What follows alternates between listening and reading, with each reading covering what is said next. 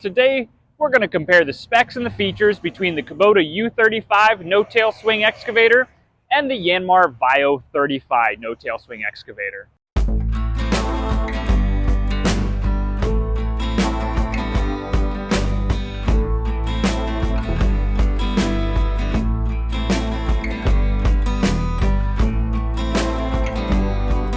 Hey guys, Zach here from Kubota Lynchburg, and today I wanted to compare the Kubota U35 excavator to the Yanmar VIO35 excavator. I'm going to try to be as fair and honest on both of these machines as possible. Even though I'm a Kubota sales guy and a Kubota dealer, there are some things about this Yanmar that I really do like that I think Kubota should integrate as well. So I'm going to go over kind of all the specs and features between the two. Unfortunately, I just traded this one in, and I don't have an open station U35 to show, so I'm going to use this cab model. So we're going to try to ignore the fact that it's a cab, but we're going to compare spec to spec. So that's what I'm going to do first. I'm going to read through some of these specs I've printed off, and I've highlighted some of the ones that I think are important to go over. That's going to make a difference between the two machines. And so take all this with a grain of salt. I don't run excavators for a living, but I do sell them. So I'm just going to read off basically what's important to me. So the first thing on the Kubota that I see is they're basically the same engine horsepower. They're within half a horsepower of each other. Yanmar engine versus Kubota diesel engine.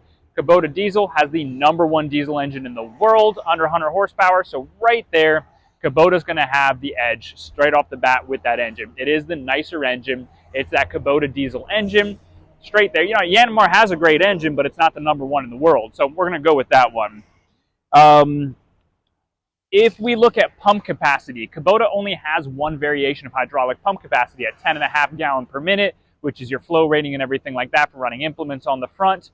Yanmar apparently, took me a little bit to figure out, has 3 different pump types, and you can go anywhere from, I think it was 6.9 gallon per minute or 9.8, or even they have an option that's 16.7 gallons per minute. So I don't really know what to rate the pump capacity at. The Kubota only has one option. It's kind of their own design and everything. It's a real good hydraulic pump.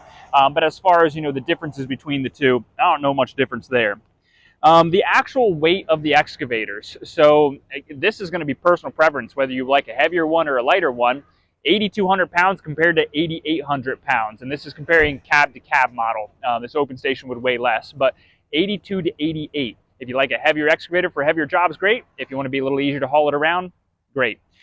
Let's see, max digging force. On the bucket breakout force, when you're curling and digging with your bucket, Kubota wins. It is 7,900 pounds compared to about 7,200 pounds.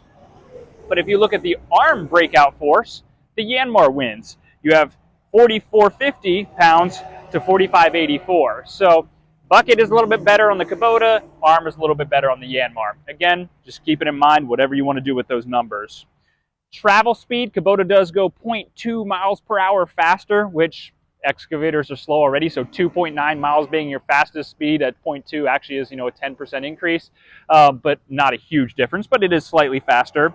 And it has a larger fuel tank. You're talking 12.4 gallons compared to 10.8. So on a long job, if you're leaving the excavator sitting there, you don't have to bring fuel to it as much. If you're working 10, 12, 16 hours, you're not going to have to fuel it up nearly as much as you would just with that extra 2-gallon capacity. Let's see, where else was the Yanmar? So digging depth, the Yanmar actually will dig deeper, although I found that they sketchily advertised their max digging depth at like 11 foot 3 inches. But that's not actually digging depth, that's digging reach depth. Their digging depth is like 10 foot 8 inches, which is still better than the Kubota, which is like 9 foot 8 inches. So if you're talking overall digging depth, you want to dig deep, Yanmar's the way to go. So that's some of the specs and everything. So on the specs, nothing really wins out. Each one has pros and cons. I love the Kubota diesel engine, love the fuel capacity, but this one has better digging depth and lighter weight. You know, whatever your job is, you figure out which one's better for you on that end. If we're looking at them from the front like we are right now, you can't see a ton of differences. There's small things that'll pop out. And I don't know, again, if they're all pros, cons, or anything. Let you experts decide. On this one of the big pros that I see is cylinder guards. It's standard on these. So if you're going to run into a rock, you're digging and the rock falls back and hits your cylinder, you don't want that damage, because once that thing is nicked bad enough, you know it's not going to hold the seal and it's going to be leaking. You don't want that. So these standard cylinder guards is really nice, where Kubota, it's open. rock falls on that, you're buying an expensive rod, and you don't want to do that. So I do like the cylinder guards that they instantly put on. Now, Kubota routes their hoses just slightly better up and underneath and through. Yanmar does it too, but these are on the outside, a little bit more susceptible to being caught. But most everything is routed almost identical, one versus the other. Something I've heard people tell me is that these, they have these weld-on outer bushings on the Kubota arms and everything. That these arms, these bushings, these pins and everything, these grease zerks will hold up way longer than some of the competitors. Now that is what I've been taught. Again, I don't really know the specs. Where these have all the silver pin pieces and everything like that, they don't have the weld-on bushings. Again, you might prefer one versus the other, just speccing them out. They, of course, both have the options for thumbs. I've installed that thumb for display. You do have the thumb options. They both have quick coupler options. The Kubota has a single pin that you pull for a quick coupler to pull that out and swap your buckets. Yanmar's a very similar system to it, so you can quickly swap buckets. If we work our way back a little bit and we look at the front dozer blades, in my opinion, the Kubota with the plate on the outside welded to it is a little bit heavier duty than the Yanmar, which doesn't have the full-size plate. It's welded on the back end, a little bit more susceptible for bending and everything, but very rarely are going to hit something heavy enough that matters. You do have your tie-down points on your blades and everything like that. Something that I've always noticed is that Kubota makes one big section where everything sits. It's not welded together pieces. It's one cast section right here. Very durable, very rugged. You're never going to really see that break. It's very good to holding force.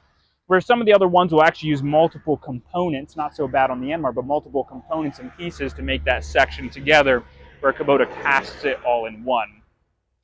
The Kubota will have a angle blade option, of course. And it does have float on every single machine. Some excavators out there won't have the float option on it for floating your front blade. Kubota, that's standard on every single one.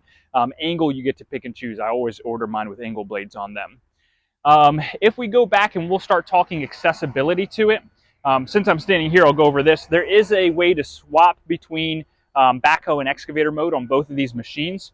On the Yanmar, it's very easy to get to. Put your finger here, pull the plate out.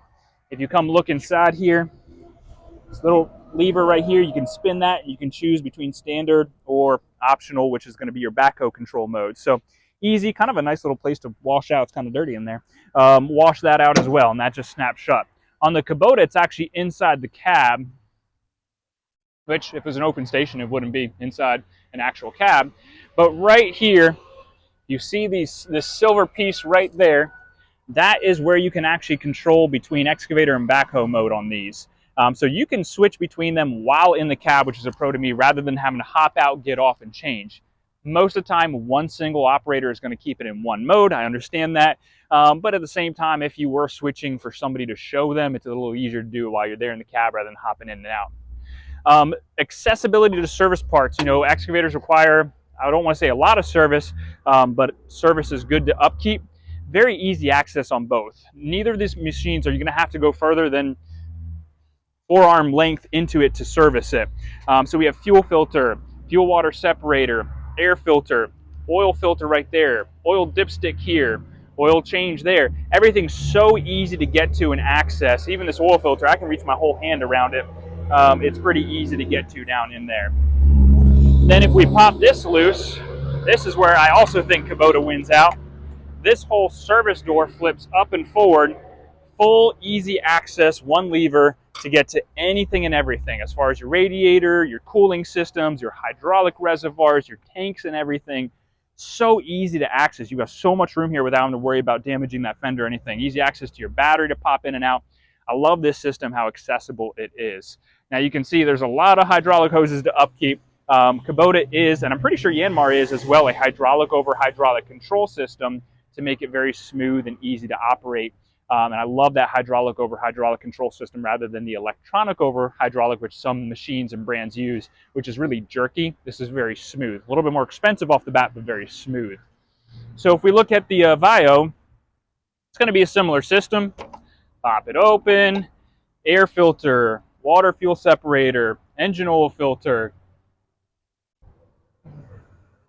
unless that's the fuel filter, and I don't see the engine oil filter, or if I'm blind, oh, right here, fuel filter. So again, everything very easily accessible. You can get to everything without getting further than your forearm in here. So like that about both of them. This one is a little bit more, it's easy to get to, but you don't have as much. You can see there's a lot of stuff blocking. All right, batteries underneath there. There's all this extra fuel stuff, but that's because underneath this one is your fuel tank. This is where you get to your fuel tank right here. Where on Kubota, it's actually on the driver's side, and we'll show you that in a second. But your fuel tank is here, which takes up a lot of this room where normally your hydraulics and everything are easy access to. So everything else is hidden basically back in here and not as easy to accessible or to service or work on if you had to. Tracks and stuff are very similar. The track systems are very similar. The rollers are very similar. There's honestly nothing that stood out to me on one versus the other. Operator station, the comfort of it, very similar, very same setup. On the Kubota, you have one less foot pedal piece there to get in your way as far as the open floor plan goes. But they're very easy access. They're both the same hand and foot controls to it. You'd have to sit in one versus the other to see which one's got the newest, best seat, to see which one is more comfortable on it. And remember, both of these are no tail swing models. So when you spin these machines around, you can see it if you look right here down the edge of the track. When you spin these machines around, they won't overlap the track. So good in tight areas, good to not damage anything. So I'll show you guys real quick where the fuel tank is on the Kubota machine. It's behind this little door. This is your fuel tank. It's a locking fuel cap, which if you lock your other machine over there, you can't get to that fuel tank anyway. But this is locking fuel cap, easy access on the driver's side to get to. So again, guys, one versus the other. I'm particular to Kubota because I know Kubota is built with extreme quality and care. Some of those features like those bushings and the diesel engine and everything really pop out to me. But the Yanmar VIO35 is not a bad machine, just not as many rugged, durable features is what I would say. Again, I'm biased, but hopefully that gives you guys somewhat of an idea of the specs and kind of a walk around on each machine so you can make a more informed decision.